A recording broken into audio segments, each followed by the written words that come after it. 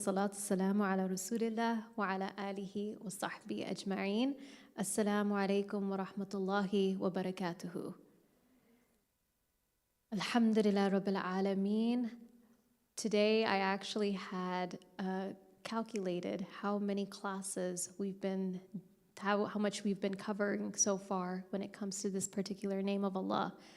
And subhanAllah, Allah subhanahu wa ta'ala has truly blessed us with this gathering every Sunday on a weekly basis where we're coming for the sake of Allah subhanahu wa ta'ala, and not just to be here for the sisterhood, but also to really connect with Allah subhanahu wa ta'ala and connect on how Allah subhanahu wa ta'ala himself is in such a way connecting us with him through his beautiful names. And so I wanted us to real quick, as always, remind ourselves that as the series is called the Beautiful Life series, it's a reminder for all of us that as we go through life's ups and downs, things that take place in our lives, accomplishments, achievements. I know, mashallah, the ones that just walked in recently graduated as well. And subhanAllah, it's just those reminders that even when we are celebrating successes or, just different milestones in our lives, at the end of the day, yes, of course, in that moment, life feels so beautiful. It feels so amazing, but also realizing that that would not have been possible without Allah subhanahu wa ta'ala. And it's easier for us to say that, but then going through those ups and downs and thinking about Allah subhanahu wa ta'ala is more than just Allah. He is Ar-Rabb. He is Al-Wakil. He is As-Salam. So as you go through the names of Allah subhanahu wa ta'ala, it allows you to take every single moment in a way that makes you want to connect with him more, that makes you want to take those life struggles, those life's accomplishments, and always be able to take it back to him, that had it not been for Allah, I would not be here today. I would not be in this position. I would not be in this place where I am able to feel that, no, I am happy with Allah subhanahu wa ta'ala as my Rabb. And we're actually going to get into that a little bit. But as a quick recap of all that we've covered, so like I said, subhanAllah, we have been actually taking this particular name of Allah, Ar-Rabb, for the past 8 weeks.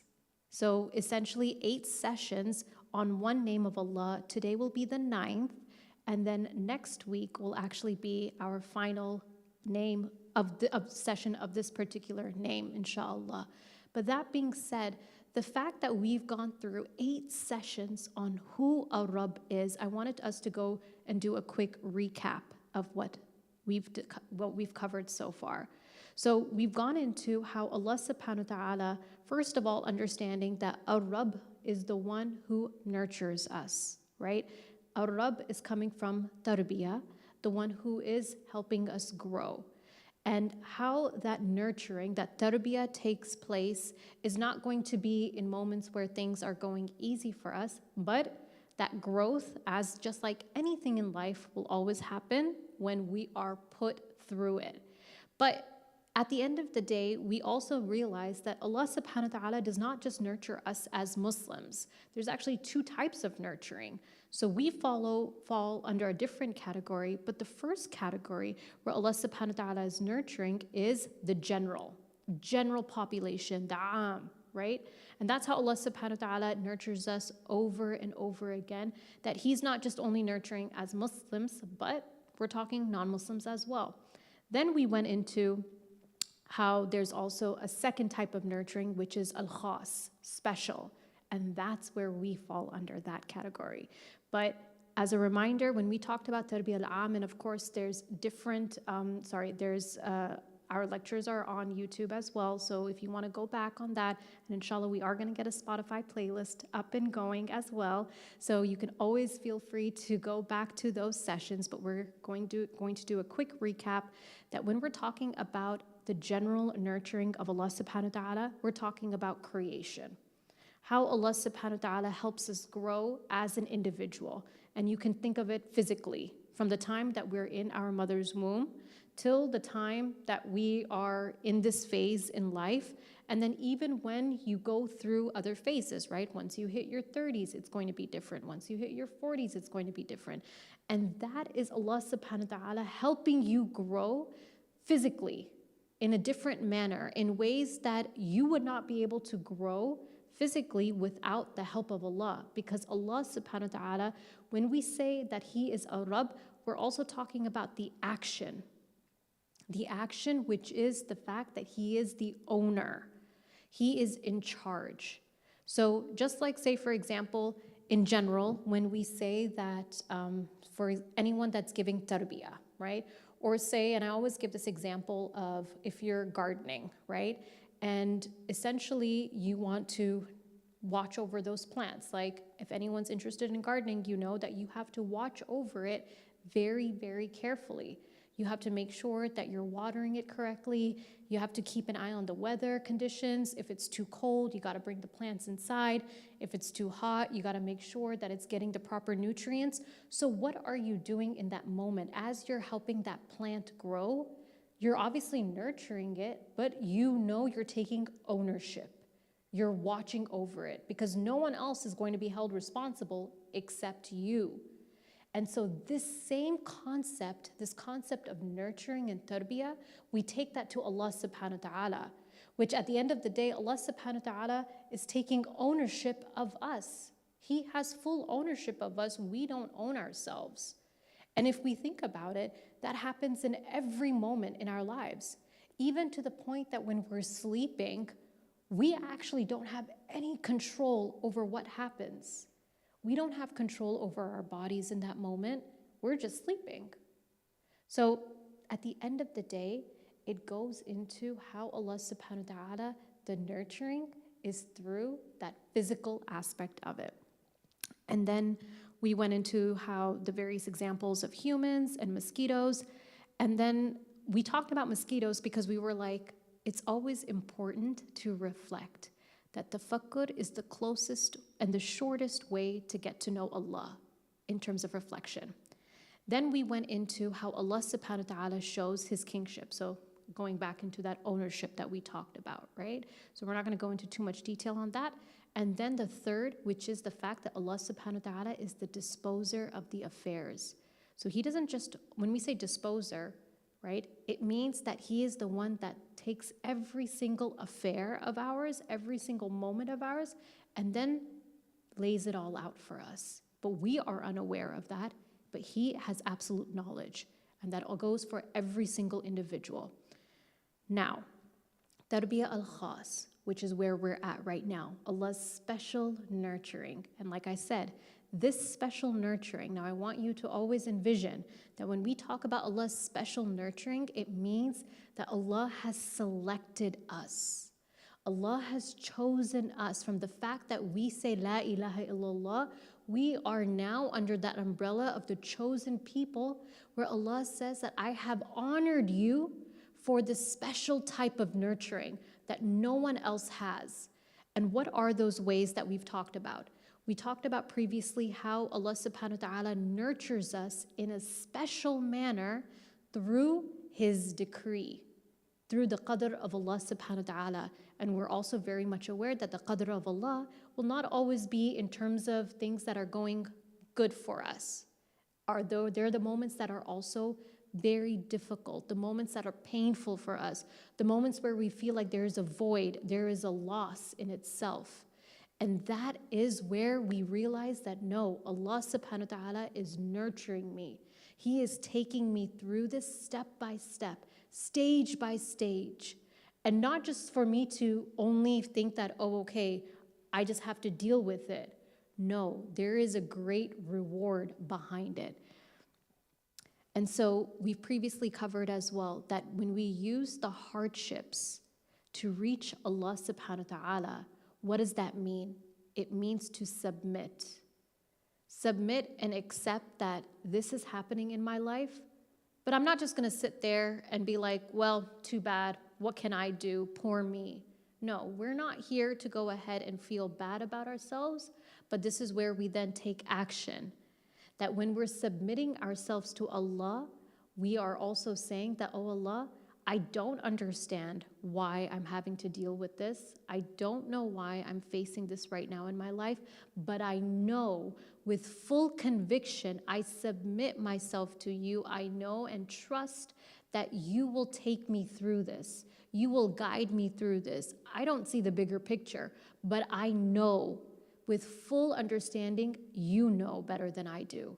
So when you're saying this out loud, you're not only helping your heart ease in such a way that is feeling a sense of peace and tranquility that even in this hardship, I'll get through it, but also Allah subhanahu wa ta'ala is seeing that you have essentially given full control to him. You have shown him that at the end of the day, he is the one that is in full power and that we need Allah. And it's so much so that when we say قُلْ هُوَ اللَّهُ أَحَدٌ, Allahus Samad, that name of Allah as-Samad, that's exactly what it is. That, oh Allah, you do not need us, but we need you. You are self-sufficient, Allah. You don't need any of my prayers. You don't need any of my du'as, but I need you, Allah. That's exactly what as-Samad means. So now coming back to Ar-Rabb and realizing that Ar-Rabb means you have submitted yourself to Allah. You have humbled yourself to Allah subhanahu wa ta'ala. And inshallah, we're going to cover more ayahs in the Quran that talk exactly about that. And so now you're remembering that Allah subhanahu wa ta'ala, He is most merciful. He is Ar-Rahman. And we say that, right? When we say, Alhamdulillahi Rabbil Alameen, Ar-Rahman Ar-Rahim. Alhamdulillah, Rabb al-Alameen. Rabb is being used right in Surah Al-Fatiha, a surah that we recite so often.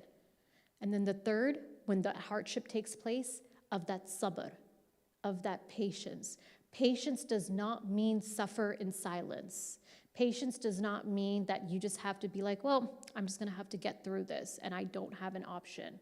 No, patience is where you are taking the steps to help yourself deal with it, whether it be through talking to someone, whether it be finding that support, whether it be in terms of your own tahajjud prayer, your dua to Allah, even when you feel like you are not able to actually physically pray in that moment, but you are just sitting there on the prayer rug, with making your hands open to Allah subhanahu wa ta'ala. That is where you are now taking the means of where you are patient. You're not just saying that, oh, why is this happening in my life? So this is what we had previously discussed when it came to the qadr of Allah subhanahu wa ta'ala. Then we talked about the second stage, which is acquiring knowledge.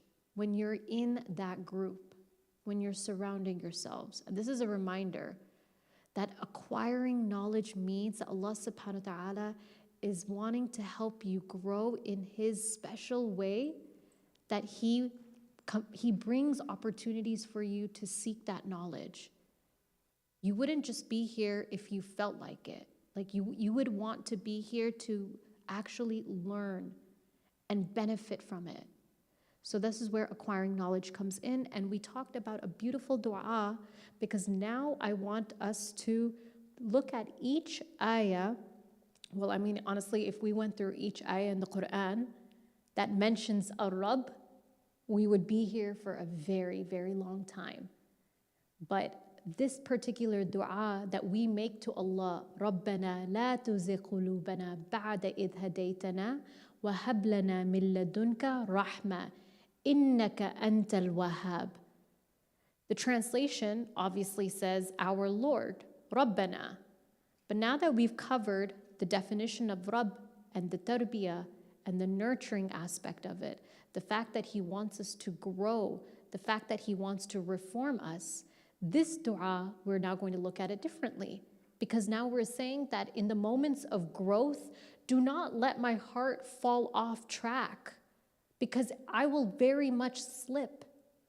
Do not allow my heart to go here and there in that tough moment when it's hard for me to pray my salah, when I feel so disconnected from everyone, disconnected from the halaqas that I attend. Oh Allah, but do not let my heart deviate from the truth after you have guided me, because you are here through Allah's guidance. You're not here through, oh yeah, I saw this flyer. Allah guided you to see the flyer. Allah guided you to read that message. Allah guided you to be aware that this was happening. So after you have guided us, do not deviate my heart. Grant us your rahmah, your mercy, because that's what we need. We need Allah's rahmah at every moment. And then another name of Allah is used, innaka antal wahhab. Wahhab comes from hiba, the one who goes ahead and gives the gifts, the bounties. So that's what we're saying, oh Allah, you are al-wahhab. This is a gift. The guidance is a gift. You being here is a gift from Allah subhanahu wa ta'ala. So you don't want to just throw that gift away. You don't want to mistreat it. You don't want to just push it aside. You want to make sure that you are doing the best that you can to actually make the most of it, to understand it. And so that's what it means when we're asking Allah ar-Rabb. And then last week, we went into how Allah subhanahu wa ta'ala, when He nurtures us in a special way, He basically reforms our thoughts and ideas. And the reforming, I want us to think of it as a way not to it's not that we need some fixing, right? There's something wrong with us and He's fixing us. Reforming, if you think about it, is a way where Allah subhanahu wa ta'ala is helping us. He's helping us to improve. And obviously we know that the improvements come when you make the effort. Think about in school. When we are in class and we know that, hey, I'm lacking in certain areas, I need to improve on it.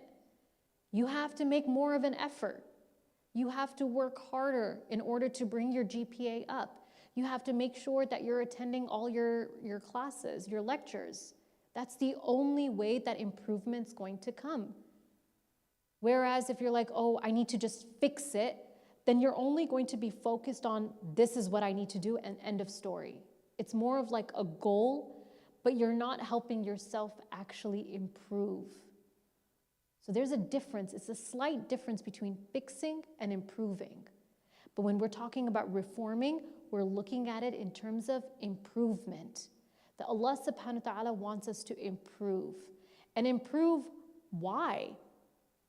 And it's because of the fact that He wants us to go to Jannah. We ask to go to Jannah, but then how can we actually go to Jannah without working on ourselves in this dunya, without improving on ourselves, without making that effort? So it's every moment of your lives, every thought that comes to your mind, that Allah subhanahu wa ta'ala starts to improve that way of thinking. That when that difficulty comes, instead of saying, oh, yeah, this is what my life is. There's always one difficult situation after another. Or sometimes I'm always doing all the right things and yet still Allah subhanahu wa ta'ala, like I'm making all the right du'as. I'm praying my tahajjud. So why is this not happening to me?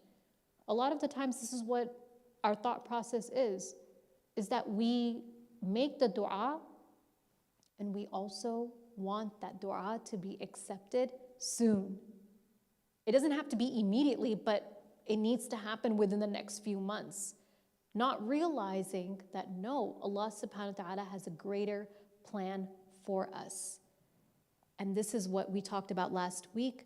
That Allah subhanahu wa ta'ala reminds us, أَنَا عِنْدَ ظَنِّ عَبْدِي بِي. I am to my slave as he thinks of me. If we think of Allah as the one who, when we say, Ya Allah, I want this, so give it to me. If that's the way you're going to think of Allah, then naturally Allah is going to think of you as you're clearly very impatient. You think you have that knowledge. You think you have that understanding. You think you know the future, essentially, because you are basically fixated that this is what I want. I want to get married within this and this time period. I want this job within this and this time period, or I want to join this particular company, this particular university. That whole thought process, if you're looking at fixated on one particular thing, Allah subhanahu wa ta'ala is going to think of you as, you think you know better than I do. So I am as my slave thinks of me. And if that's the case, okay, fine. I'll give it to you. But it's not going to be in the way that would have been better for you.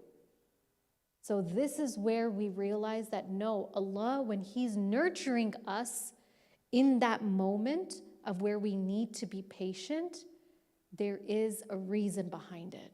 We can't see it. And then we went into the last ayah of Surah Al-Baqarah specifically, where we're asking Allah subhanahu wa ta'ala. I'm gonna actually go ahead and pull it up real quick.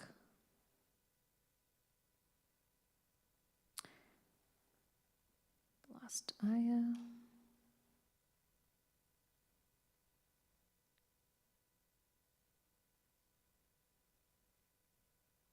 Or mine.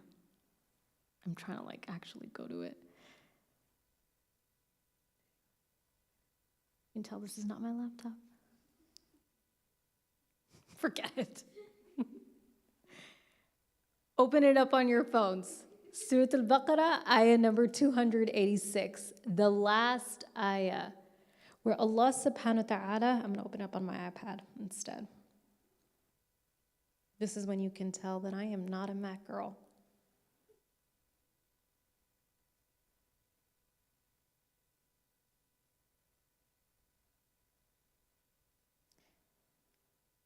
SubhanAllah, Allah subhanahu wa ta'ala in this last ayah, this is actually an ayah that we recite. We recite before going to sleep.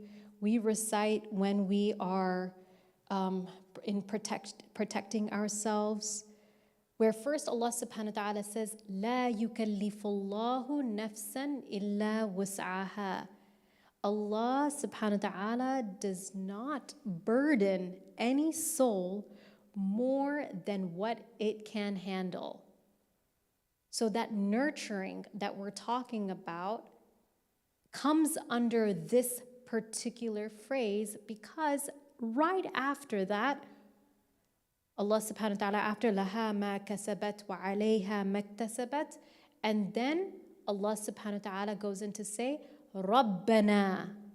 Rabbana is being used. La tu'akhidna in nasina aw akhta'na. That, oh Allah, do not punish if I forget or make a mistake. That is us. Even though the dua in itself, the tense is different, but essentially you're asking Allah that if I forget or make a mistake in that difficult moment, because Allah subhanahu wa ta'ala is reminding us, La yukallifullah. You're in this situation, Allah subhanahu wa ta'ala knows you can deal with it. You can handle it. And that doesn't mean to feel as if, oh, so basically Allah wants me to feel low about myself. Allah wants to put me down. No, that's not it. It's the fact that Allah subhanahu wa ta'ala wants to go ahead and get you, because He knows you can handle it, basically those qualities and characteristics for those to emerge. For you to be a different person because of that situation. That's where His special nurturing comes in. And that's why He mentions in this particular ayah that He's not just doing this because He's putting this burden on you. There is no burden on any soul because He knows you can get through it. How many times do we look at someone else's life and be like, wow, they're really living the life. They've got it easy for them. They don't need to work that hard. They're the same age as I am, but their parents are doing well. Their family's doing good. The reality is each of our struggles are different. Each of the pain that we go through, the good and the good things and the bad things, which aren't bad for us actually.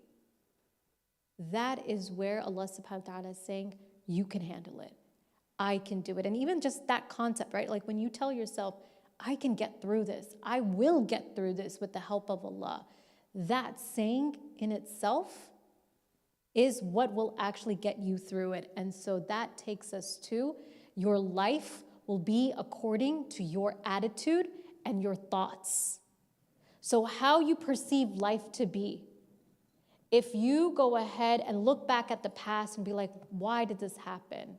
I wish this didn't happen to me.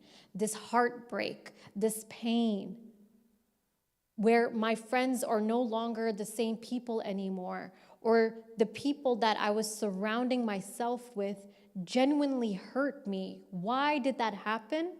Instead, reframing that, we hear that a lot, right, in psychology, reframe that mindset. Well, this is a Rabb. A Rabb is the one that is helping us reframe that mindset, helping us realize the fact that no, this was so I could be nurtured. This was so I could grow through it and find things about myself where now I'm more confident in my deen, confident in who I am as a person, confident in my personality, confident when I'm going through situations and I'm able to speak up. And subhanAllah, this is why I honestly enjoy going through the names of Allah subhanahu wa ta'ala with sisters, because this, at the end of the day, the reality is that for men, they will look at it differently. They will look at these names of Allah and look at it in a different angle because Allah subhanahu wa ta'ala created them differently. But for us, we know ourselves that as women, how we go through life and we're looking at others and we're thinking about what others are thinking, we can't help but compare. It is out within our nature. The feelings, those emotions that come out, no one will be able to understand except for each other. So the fact that Allah subhanahu wa ta'ala is giving us this opportunity to reflect on this particular name in such a way, our life will be according to our attitude and our thoughts. I'm not saying be positive all the time, right? And that's what we talked about last week, that there's a difference between toxic positivity that we are aware of and that attitude essentially where we are aware that no, Allah subhanahu wa ta'ala is helping us through this. End of story. And then our thoughts. That when you're dealing with a difficult employee or your boss or an individual, whoever it may be, right? What are you doing? No, this person's there to nurture me. And when you think of it in that way, it will always take you back to Allah subhanahu wa ta'ala. He will create and facilitate so that I will be in that nurturing phase for a short while, and then He will take me out of it. I'm not going to be in that nurturing phase for a long time. And that can come in a form of, for perhaps divorce. It can come in a form of perhaps where you get let go. You get laid off. It can come in a form of perhaps your friends now start distancing themselves from you and you don't understand why. That is where the nurturing is going to take place. It will hit you hard in those moments. No one gets married to get divorced. No one gets a job and then ends up, when they're just starting to get into it and enjoying it, I'm sorry, we have to let you go. That feeling that no one would understand, but that's where the nurturing takes place. So our life will be according to our attitude and thoughts. So now the thoughts obviously lead to the action. And this is where today's session goes into. The gates of goodness are opened and all evil is averted. The gates of khair are opened. What do I mean by khair in itself? The gates of khair. It will look different for every single individual. But I want to go ahead and give an example that we've probably heard of before, but I want us to focus on these 3 ayahs in Surah Yusuf, ayahs 33 to 35. SubhanAllah. We know about Prophet Yusuf alayhi salam, and we know how, is it large enough? Can you guys see? Is it sort of small? Can't even zoom in. I'm so used to. Okay, old school here. View. Sorry, you guys. This is my nurturing. Every little thing, I'm telling you. Is it, what's zooming in? The, no way.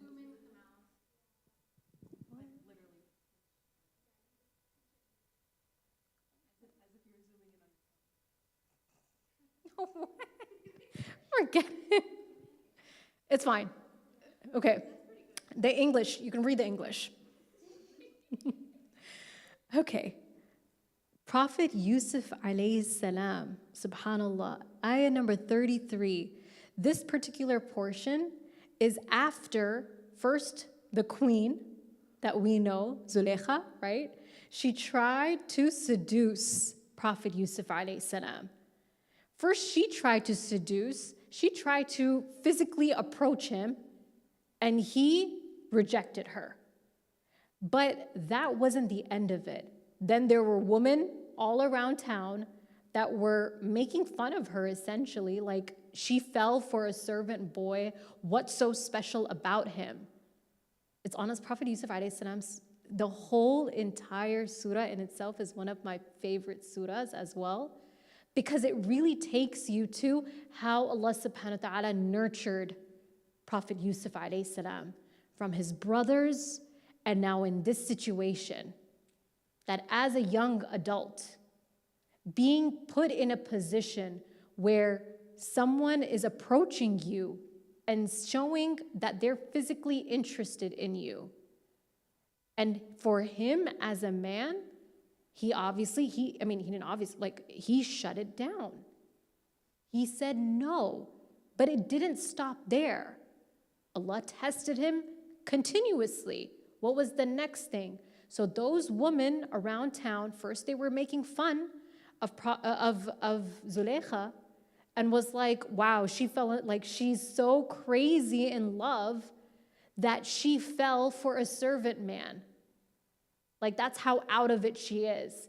And so Zulaykha wanted to prove a point. So she's like, okay, I'll show you what I'm talking about. Come to my house and come for dinner, a banquet, and you'll see. And when she invited those women, what did she do? She gave them knives. She basically gave each of them a knife for, like, just here. She put it on the table for each of them. And she called Prophet Yusuf alayhi salam. And then what did Prophet Yusuf, as soon as he entered, what did the woman do? Cut their hands. They were so out of it, they actually cut their hands.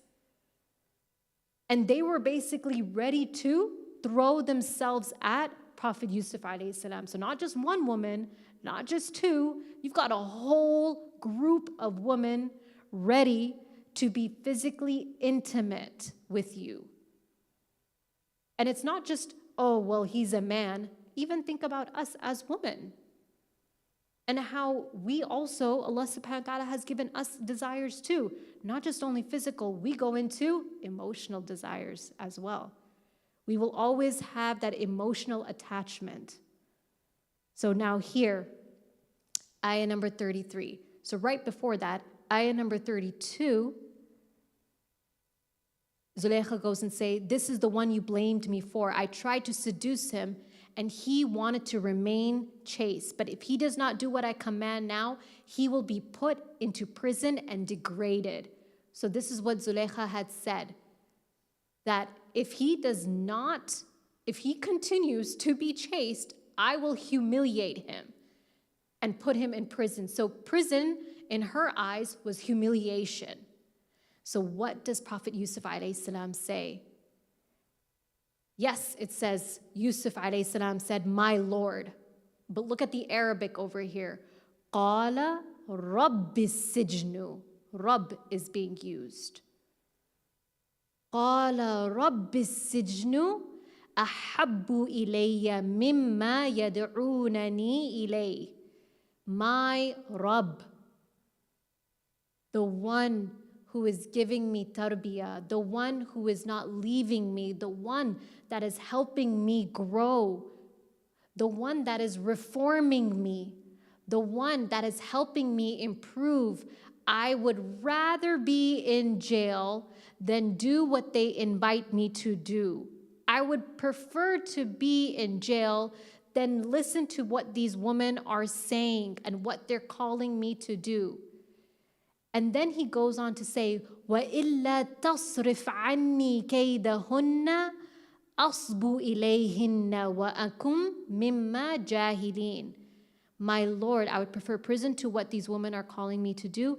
If you do not protect me from their treachery, from their cunning plan, if you do not protect me, I might yield to them. I might actually fall into this desire of mine and fall into the jahil. What is the dua though he starts off with? He doesn't say, Ya Allah. He doesn't say, Ya al-Hafidh al-Hafidh. The dua that's mentioned in the Quran starts off with what? Rabb. And so as we go into this, and then immediately after, ayah number 34, what does Allah subhanahu wa ta'ala say? فَاسْتَجَابَ لَهُ رَبُّهُ. Again, Rabb is being used here. فَاسْتَجَابَ لَهُ رَبُّهُ. So Prophet Yusuf alayhi salam's Rabb, istajab, gives the jawab, gives the response. Because when you call upon your Rabb will for sure respond. And what does he say? Turning their cunning away from him. فَصَرَفَ عَنْهُ كَيْدَهُنْ. So essentially their plan gets turned away because إِنَّهُ وَالسَّمِيعٌ عَلِيمٌ.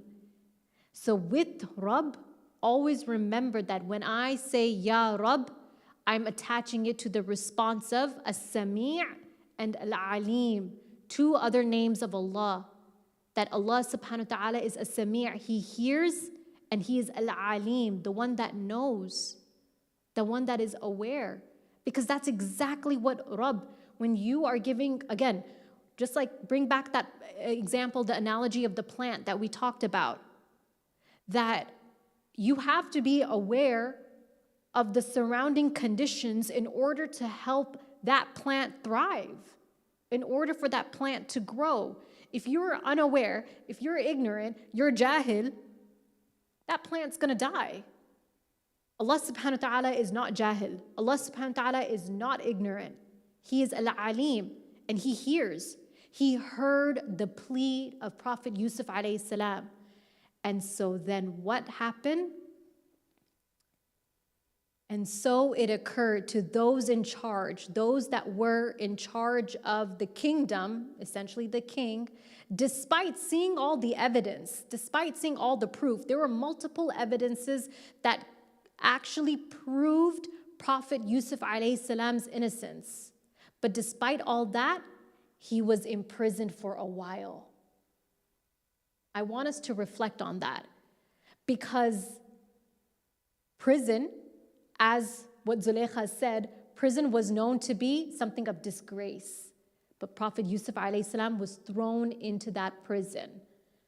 So now when we come back to this particular that the gates of goodness are opened and all evil is averted. Take it back to the situation. You will never be in a position where things will always be going easy for you and well for you. Think back to what Prophet Yusuf alayhi salam, if all he had to do was just go with his desires, all he had to do was say, I'm in. Let's go to a room and that's it. Done. But what did he do? He was aware of Allah subhanahu wa ta'ala despite him trying to control himself. And he said, Ya Rabb, if you do not take this away from me, I might slip into this. So he acknowledged that he is human. And just through that acknowledgement, Allah said, I am Sami'un Alim. I just need to see the effort that you're making. And because of that effort, gates of goodness were opened for him. Not in the prison, not immediately in the prison, it took time. The gate of goodness, just because he controlled himself, did not mean that the response came immediately like this. It took him years to be in a position where then he ended up being the ruler. It didn't happen overnight though. But Allah subhanahu wa ta'ala, through being in that prison, evil was averted. Allah subhanahu wa ta'ala kept him away from that evil, from that shar. So things that we do not see, we are unaware of. Remember that no, if I just take this back to my Rabb and I say, oh Allah, keep me safe. Ya Rabb, I am asking you to keep me safe from this. Allah subhanahu wa ta'ala will hear you. Now, this next dua that I want to share with you all, I feel like we have, okay, yeah. A couple more, inshallah. I'm going to give you a few more minutes. But this next dua, honestly, I don't want to rush this dua, so I'm going to go ahead and just mention it, and then we'll go into a little bit more detail next week. But this dua is a dua that I actually would advise each and every one of you to memorize. It's in Surah Al-Isra, ayah number 80. We'll go into more depth of this particular dua next week. But I always like to say any new chapter in your life, any transition, any change that takes place, we have to ask ourselves that, of course, it is scary. Of course, it makes us feel overwhelmed, and perhaps we miss what used to be. But we ask Allah that with every new chapter, with every opening, that Allah subhanahu wa ta'ala grants us a heart that is truthful to Him. Because that is, and this dua starts off with, وَقُرْ رَبِّي مُدْخَلَ الصِّدْقِ رَبِّ ادْخِلْنِي مُدْخَلَ الصِّدْقِ وَأَخْرِجْنِي مُخْرَجَ الصِّدْقِ. It starts off with Rabb once again. رَبِّ ادْخِلْنِي مُدْخَلَ الصِّدْقِ. That you're, oh Allah, what I am entering, give me that truthfulness. That truthfulness, not meaning that, oh, I'm truthful to others. That my heart is truthful to you, Ya Allah.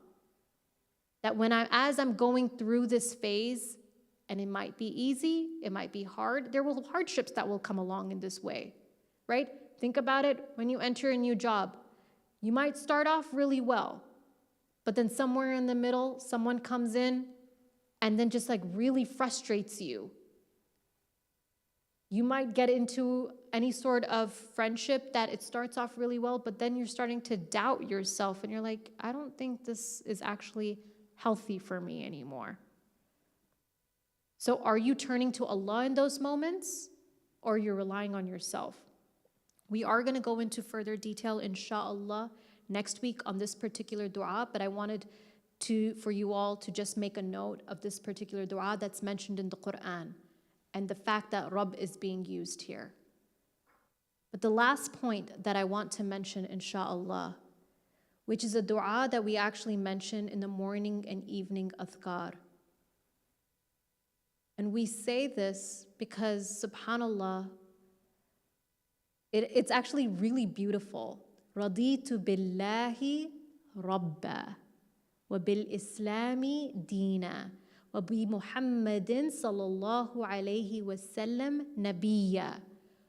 What's the wisdom behind reciting this particular dua?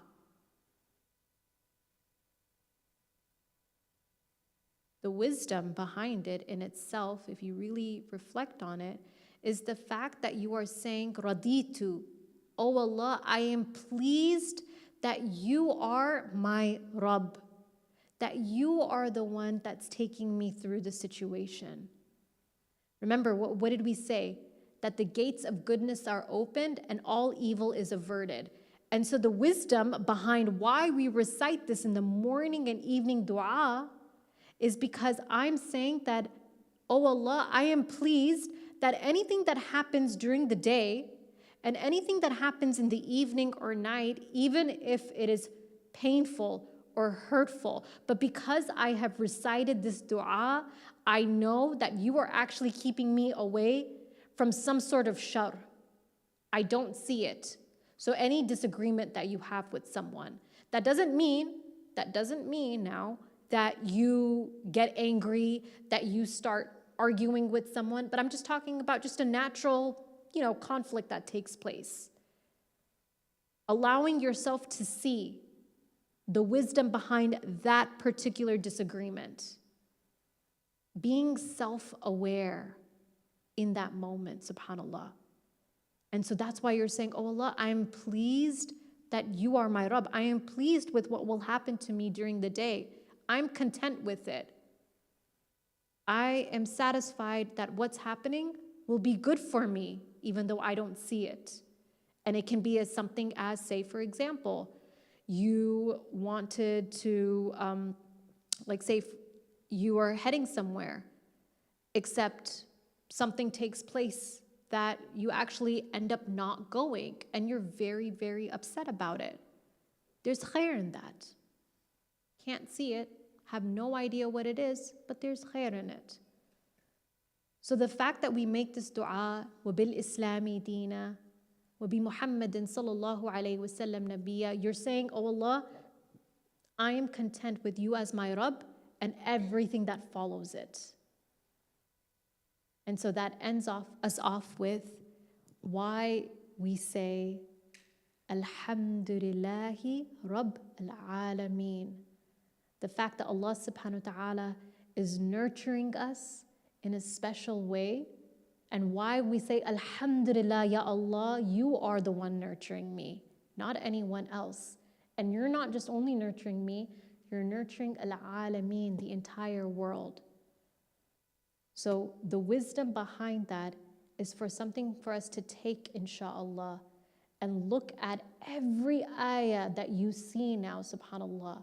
I want you to look at Rabb in a different light, bi'idhnillahi ta'ala. So we only have a few more minutes. We're going to go ahead and end off here. Like I said, next week, inshallah, will likely be our final session of Rabb specifically. And then, of course, the following week after that, we will be starting a new name of Allah subhanahu wa ta'ala. But I'm hoping, inshallah, that next week we do complete as planned, so that, inshallah, we can end with 10 sessions, bi'idhnillahi ta'ala. We will go ahead and go offline with any reflections that any of you may have. Jazakallahu khair, subhanakallahumma wa bihamdik, nashhadu an la ilaha illa ant, nastaghfiruka wa natubu